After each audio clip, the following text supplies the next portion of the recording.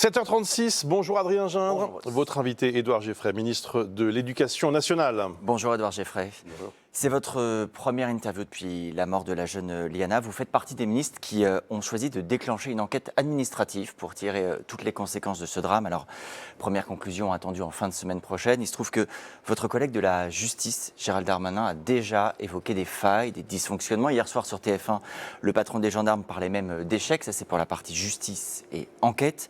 De votre côté, côté éducation nationale, est-ce que vous considérez qu'il y a eu des failles, des dysfonctionnements, un échec ? Alors d'abord, vous me permettrez, mais comme vous l'avez dit, c'est ma première interview sur le sujet, et donc je voudrais évidemment partager, mais comme tous les Français, je crois, ma douleur avec la famille de Liana, mais aussi avec la communauté éducative.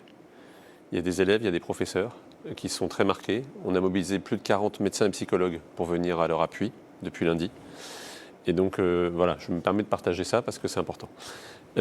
Sur le volet éducation nationale, je n'ai pas d'éléments aujourd'hui, à cette heure, qui irait dans le sens d'une défaillance, mais précisément, j'ai fait le choix, avec le reste du gouvernement, de tout décortiquer. Donc il faut qu'on sache tout ce qui s'est passé.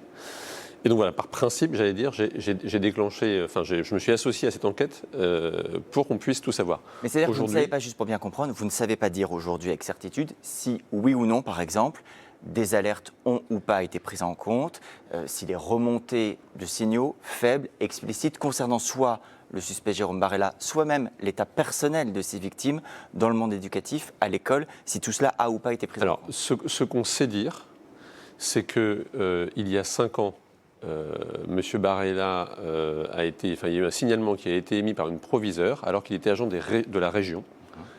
Parce qu'il avait une relation par SMS avec une élève et que la proviseure, donc la proviseure l'a immédiatement signalé, il a été immédiatement suspendu et licencié. Donc, si je puis dire de ce point de vue-là, du point de vue éducation nationale interne à l'école, les choses à l'époque se sont passées, vu de ma fenêtre et pour l'instant, comme elles devaient se passer. Et ça s'est arrêté là. Parce qu'il a été écarté. Est-ce que les services de l'Éducation nationale avaient prévenu la gendarmerie ?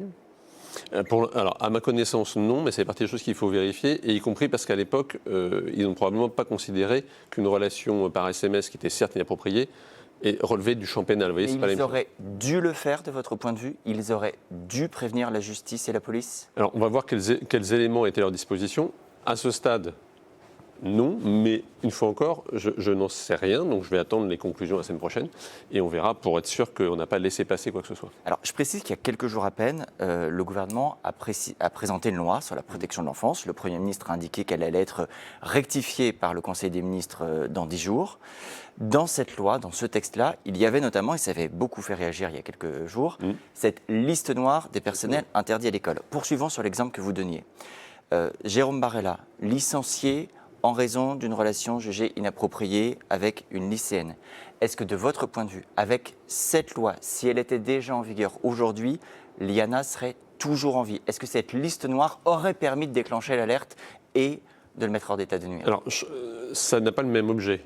La liste noire, quand elle existera, si elle avait existé à l'époque, elle empêchait simplement l'intéressé de revenir sous quelque forme que ce soit dans une école, dans un cadre périscolaire ou par exemple comme animateur sportif. Est-ce que ça suffit ? Alors, c'est deux choses différentes. C'est-à-dire que l'objectif de la liste noire, c'est de faire de l'école un sanctuaire absolu.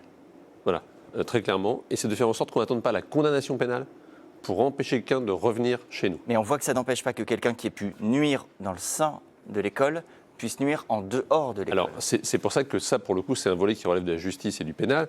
Et vous avez vu d'ailleurs hier que le Premier ministre voulait effectivement compléter cette loi avec le garde des Sceaux, parce qu'il y a un enjeu aujourd'hui, c'est de répondre plus vite et plus efficacement et d'avoir des sanctions qui soient plus sévères. C'est les deux axes sur lesquels hier le Premier ministre a annoncé qu'il y aurait des choses nouvelles.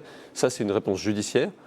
Moi, ma responsabilité, si je puis dire, s'arrête au mur de l'école. Mais en revanche, ce que je veux, et ça fait, comme vous l'avez dit, ça fait déjà plusieurs mois qu'on y travaille, c'est qu'on ait ce fichier d'interdit d'école qui fait que certaines personnes ne peuvent plus entrer dans une école. Hier, le Premier ministre a quand même dit il faut agir vite. Oui. À votre niveau, pour l'éducation nationale, est-ce que ça veut dire, pour vous aussi, des décisions rapides ? Et est-ce que vous savez déjà ce que vous pouvez faire vite ? Alors, d'un point de vue législatif, on attend donc cette liste noire. Et honnêtement, je l'attends avec une certaine impatience. Moi, par ailleurs, j'ai réuni lundi tous les recteurs de France pour leur demander de bien veiller à ce que systématiquement, le guide de signalement, parce que j'ai publié un guide de signalement au mois de mars, soit systématiquement partagé. Il faut savoir que l'école est le premier signaleur de France à la justice. On fait 80 000 informations préoccupantes et signalements à la justice par an. Donc c'est assez considérable. Mais simplement tout ça a besoin d'être, j'allais dire, le plus efficace possible. Et je leur ai rappelé également que dès lors qu'un agent était mis en cause, c'était suspension automatique, enquête administrative et décision de licenciement lorsqu'il apparaît que la personne en question est fautive. Et vous évoquiez au début de notre entretien l'aide psychologique, juste pour Oui. bien comprendre, là on parle des établissements qui ont été concernés, soit par le passage de Jérôme Barla, soit par le passage de ses élèves, ou c'est à l'échelle nationale? Non, non, là c'est vraiment pour l'établissement de la petite Liana. Il y a ce qu'on appelle une cellule d'urgence médico-psychologique. C'est 41 personnes qui sont présentes depuis lundi dans l'établissement et qui reçoivent les personnels, les élèves, tous ceux qui le souhaitent. Et ça durera aussi longtemps que nécessaire pour que chacun ait une écoute et un appui. Il y a quand même, Édouard Geffray, un éléphant dans la pièce depuis plusieurs jours, c'est la question des moyens. Est-ce que vous considérez qu'aujourd'hui, l'éducation nationale a les moyens pour protéger dignement ces enfants sans que l'on rajoute des moyens supplémentaires, des personnels supplémentaires?